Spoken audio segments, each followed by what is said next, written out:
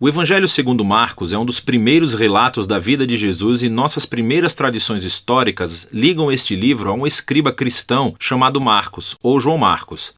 Ele era um colega de Paulo e um parceiro próximo de Pedro.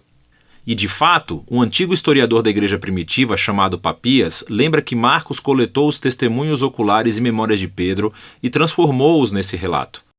Mas Marcos não juntou as peças aleatoriamente. Ele compôs essa história de Jesus com muito cuidado. No primeiro verso do livro, Marcos faz essa afirmação sobre Jesus.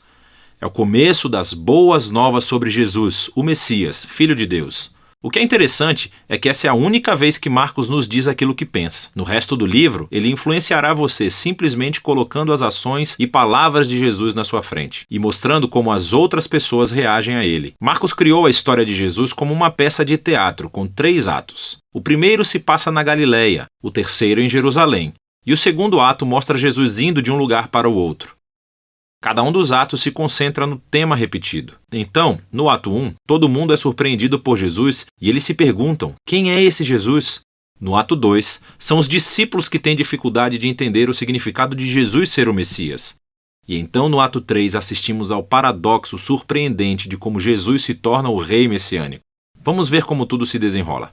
Depois da linha de abertura, Marcos começa com uma citação dos antigos profetas Isaías e Malaquias, que disseram que Deus enviaria um mensageiro a Israel para prepará-los para quando Deus aparecesse para resgatar seu povo e se tornar seu rei. E Marcos apresenta João, o Batista, como aquele mensageiro. E logo quando você espera que Deus apareça pessoalmente, Marcos apresenta Jesus. E quando ele entra em cena, os céus se abrem, o Espírito de Deus desce sobre Jesus e Deus diz: "Você é o meu filho amado." Depois disso, Marcos coloca diante de nós um resumo da mensagem central de Jesus. Ele percorreu a Galileia anunciando as boas novas de que o reino de Deus estava perto. Jesus está levando adiante a história das Escrituras do Antigo Testamento sobre a operação de resgate de Deus para o seu mundo. Através de Jesus, Deus está restaurando o seu reinado sobre o mundo, confrontando e derrotando o mal e o seu domínio sobre a vida das pessoas, e assim, convidando-os a viver sob seu reinado seguindo a Jesus. A partir daqui, Marcos apresenta um grande bloco de histórias mostrando o poder de Jesus ao trazer o reino de Deus. Ele mostra Jesus curando pessoas cujos corpos estão doentes ou quebrados, ou sobre a opressão de poderes espirituais obscuros. E Jesus até faz algo que, para o povo judeu, só Deus tem o direito de fazer. Ele perdoa os pecados das pessoas. E as ações de Jesus aqui produzem respostas bem diferentes. Então algumas pessoas o seguem e se tornam seus discípulos. Outras pessoas não sabem o que pensar e outras ainda o rejeitam completamente, especialmente os líderes de Israel, que o acusam de blasfemar contra Deus e de ser um fortalecido pelo mal. Mas Jesus não se surpreende com essas respostas. De fato, ele chama a atenção para elas. No capítulo 4, Marcos colecionou muitas parábolas de Jesus sobre a natureza oculta e misteriosa do reino de Deus. E Jesus diz que a sua mensagem é como a semente que cai em diferentes tipos de solo. Alguns são receptivos, outros não. Ou é como uma semente de mostarda que é muito pequena. Parece insignificante, mas depois cresce e surpreende a todos. O que Jesus quer dizer é que ele é realmente o Messias trazendo o reino de Deus, mas não do jeito que as pessoas esperavam. E essa crescente confusão sobre Jesus entre as multidões está ligada a uma ideia-chave que Marcos enfatiza no final do ato 1, que há confusão mesmo entre os discípulos de Jesus. Até mesmo eles têm dificuldade em entender quem Jesus realmente é, e isso nos leva ao ato 2. Ele começa com uma conversa muito importante. Jesus pergunta aos discípulos: "Quem vocês acham que eu sou?" E Pedro responde: "Você é o Messias." Mas fica claro que, para Pedro, isso significava que Jesus é um rei militar vitorioso da linhagem de Davi, que resgatará Israel dos romanos. Mas, para Jesus, ser o Messias significa que ele é o servo sofredor, rei de Isaías 53, que trará o governo de Deus, entregando a sua vida em Jerusalém. E os discípulos não entendem.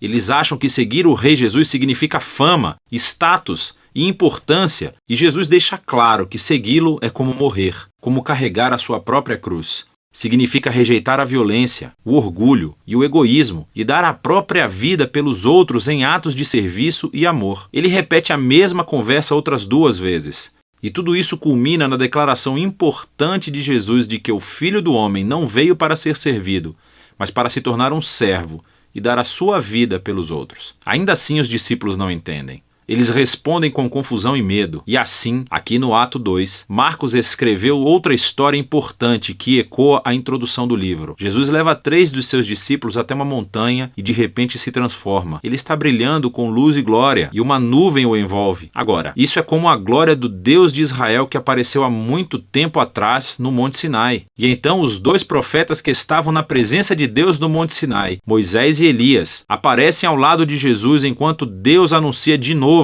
"Este é o meu filho amado". Colocando essa história no meio de todas essas conversas no ato 2, Marcos faz uma afirmação surpreendente: que Jesus, Filho de Deus, é a personificação física da própria glória de Deus.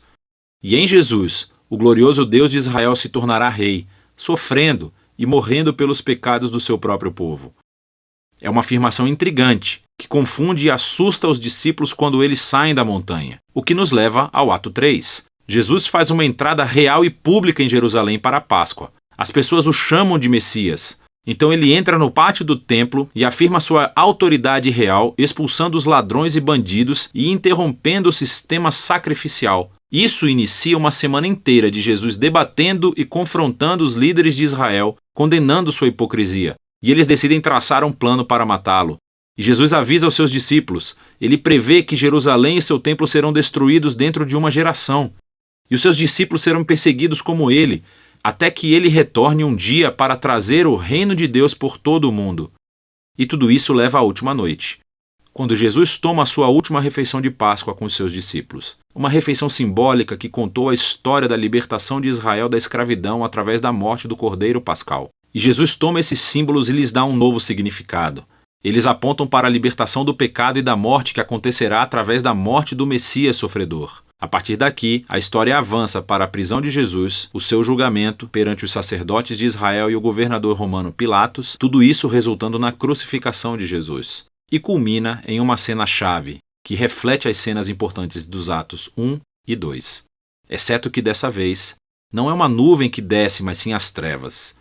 E em vez da voz divina do céu, é a voz de Jesus clamando antes de morrer. O mais surpreendente é que é um soldado romano que vê Jesus morrer, e ele entende e anuncia quem Jesus é. Este homem era o Filho de Deus. Ele é a primeira pessoa na história a reconhecer a afirmação chocante sobre a identidade de Jesus, que é o Filho crucificado de Deus, que é o Messias, Jesus de Nazaré, que morreu pelos seus amigos e pelos seus inimigos. Depois disso, o corpo de Jesus é colocado em um túmulo, e no primeiro dia da semana, 2 mulheres do seu grupo de discípulos vão ao sepulcro e descobrem que o túmulo está vazio e que a pedra havia sido removida. E um homem angelical informa que Jesus não está aqui, que ele ressuscitou dos mortos. E então ele ordena que eles sigam e contem a boa nova de que Jesus está vivo para os outros discípulos, que ele os encontrará de volta na Galileia. As mulheres ficam muito assustadas. Marcos diz que elas fugiram do túmulo aterrorizadas, sem contar a ninguém, pois estavam com medo.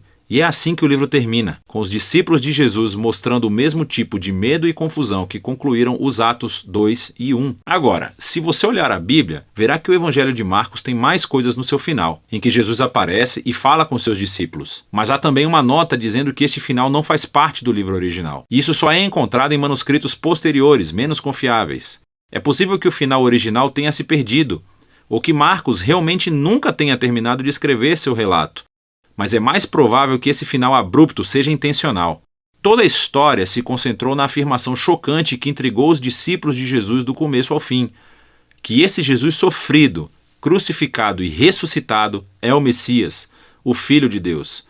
Que o amor de Deus e o reino invertido foram revelados quando Jesus morreu pelos pecados do mundo.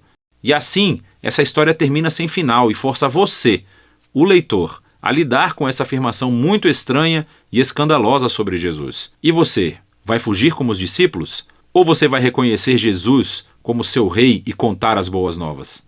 E só você pode responder a essa pergunta. E é disso que trata o Evangelho de Marcos.